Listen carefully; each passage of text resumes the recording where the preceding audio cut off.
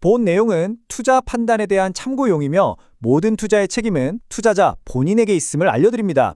특정 종목의 매수, 매도 추천이 아님을 분명히 밝힙니다. 내 주식으로 세상을 이해하는 시간입니다. 하루는 지옥, 바로 다음 날은 천국. 단 24시간 만에 시장의 분위기가 180도 뒤바뀌는 정말이지 한편의 드라마 같은 일이 벌어졌습니다. 이 격렬한 롤러코스터 장세 속에서 대체 무슨 일이 있었던 걸까요? 오늘 그 숨 막혔던 반전의 내막을 샅샅이 파헤쳐 보겠습니다. 자, 화면에 보이는 이 차트가 바로 그 격동의 증거입니다. 보세요. 2월 2일 지수가 무려 5% 넘게 곤두박질 치면서 시장은 그야말로 공포에 휩싸였죠. 그런데 바로 다음 날 언제 그랬냐는 듯 7% 가까이 폭등하면서 사상 최고치를 갈아치웠습니다. 제 20년 경험상으로도 이렇게 극단적인 시장의 변심은 정말 손에 꼽을 정도인데요. 대체 무엇이 이 시장의 마음을 돌려놓은 걸까요? 네, 바로 이 질문이 오늘 우리가 풀어야 할 가장 큰 숙제입니다. 어떻게 투자자들의 심리가 하루아침에 절망해서 기록적인 환희로 뒤바뀔 수 있었을까? 그 미스터리의 실마리를 지금부터 하나씩 찾아보겠습니다. 첫 번째 파트입니다. 이번 역사적인 반등, 과연 단순히 너무 많이 떨어져서 잠깐 오른 그런 기술적 반등에 불과할까요? 아니면 시장의 체질 자체가 바뀌는 훨씬 더 거대한 변화의 서막을 알리는 신호탄일까요?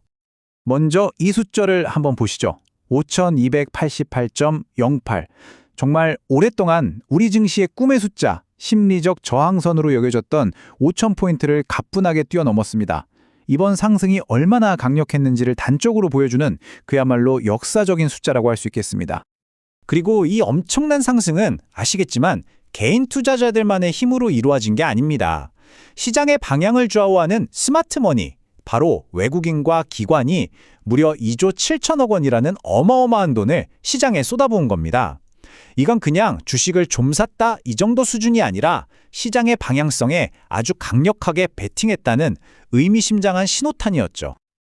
자, 그렇다면 이 모든 변동성을 촉발시킨 방아쇠는 대체 뭐였을까요? 놀랍게도 그 시작은 바다 건너 미국에서 들려온 한 사람의 이름이었습니다. 바로 미국 연준의 차기 의장으로 지명된 케빈 워시. 시장은 그의 이름 석자에 그야말로 쇼크 수준의 반응을 보였습니다. 이 화면이 시장 심리가 얼마나 변덕스러운지를 정말 잘 보여주는데요. 케빈 워시 지명이라는 똑같은 뉴스를 두고 해석이 24시간 만에 정반대로 뒤바뀐 겁니다. 첫날에는 그를 인플레이션 파이터, 즉 금리를 막 올릴 매파적인 인물로 보고 긴축 공포에 떨었죠. 그런데 하루 뒤에는 오히려 불확실성을 걷어내줄 친시장적인 명확성을 가진 인물이라며 재평가한 겁니다. 정말 시장은 살아있는 생물 같아요. 돈의 흐름은 거짓말을 안 하죠.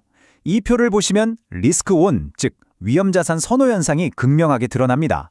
투자자들이 금이나 은 같은 안전자산에서 돈을 빼서 주식시장이라는 위험자산으로 그야말로 맹렬하게 달려들었다는 뜻입니다. 거대한 자본의 대이동이 일어난 거죠. 하지만 워시 쇼크는 그저 기폭제였을 뿐입니다. 투자자들이 공포를 이겨내고 과감하게 매수 버튼을 누를 수 있었던 데에는 시장의 펀더멘털을 튼튼하게 받치고 있는 진짜 힘이 있었기 때문이죠. 바로 한국 경제를 이끄는 두 개의 거대한 엔진, 쌍둥이 슈퍼사이클입니다. 이 두 산업이 어떻게 서로를 끌어주고 밀어주는지 한번 보세요. 정말 완벽한 공생관계입니다. AI 데이터 센터가 폭발적으로 늘어나니 당연히 고성능 메모리 수요가 급증하죠.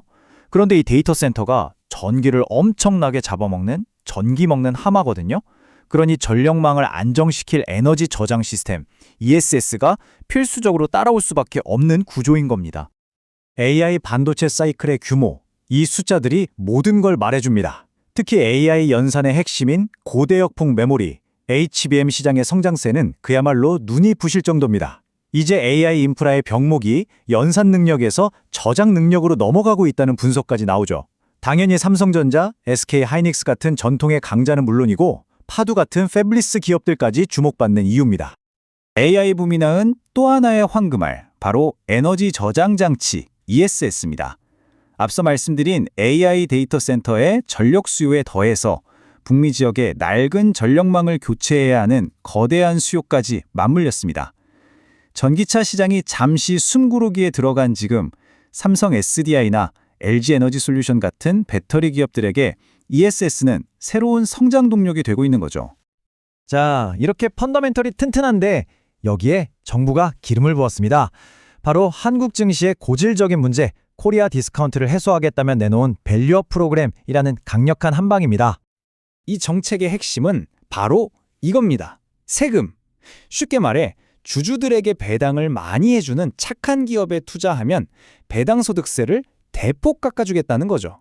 이건 투자자들에겐 엄청난 유인책이고 기업들로서는 주주환원을 늘려야 할 강력한 동기가 생기는 그야말로 게임의 판을 바꾸는 조치입니다. 여기서 그치지 않습니다. 아예 코리아 밸류업 지수라는 걸 새로 만들어서 연기금 같은 거대 기관 투자 자금이 이 지수를 따라가도록 길을 터준 겁니다.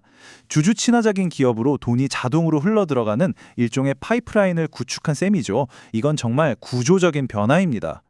자, 지금까지 거시경제 트리거부터 산업동력, 그리고 정부 정책까지 모두 살펴봤습니다. 그럼 이 모든 조각들을 모아서 이 새로운 시장 환경에서 우리는 어떤 투자 전략을 세워야 할까요? 전문가들이 제시하는 핵심 전략은 바로 바벨 전략입니다. 헬스장의 역기를 생각하시면 쉬워요. 양쪽 끝에 무거운 원판을 달고 가운데는 비워두는 것처럼 포트폴리오를 폭발적인 고성장주와 아주 안정적인 가치주, 이 두 극단으로 구성하는 겁니다. 어중간한 건 피하는 거죠. 그럼 이 바벨의 양쪽 끝에는 뭘 도와야 할까요? 한쪽 끝에는 AI 반도체처럼 폭발적인 성장이 기대되는 성장주를 담습니다. 그리고 다른 한쪽 끝에는 고배당 금융주나 안정적인 자동차, 배터리 같은 가치주를 담아서 포트폴리오의 균형과 안정성을 맞추는 겁니다. 위험과 수익, 두 마리 토끼를 다 잡는 전략이죠. 결국 오늘 분석이 우리에게 주는 가장 중요한 교훈은 이것입니다. 어제의 공포가 오늘의 환희가 될 수 있다는 것. 그리고 단기적인 시장의 소음과 변동성에 휘둘리기보다 기업의 근본적인 가치, 즉 펀더멘털에 집중하는 투자가 결국에는 승리한다는 사실입니다. 자, 코스피 5천 시대가 열렸습니다. 과연 이것이 코리아 디스카운트를 털어내고 한국 시장 전체가 재평가받는 역사적인 대전환의 시작일까요? 아니면 그저 순간의 뜨거운 열기일 뿐일까요?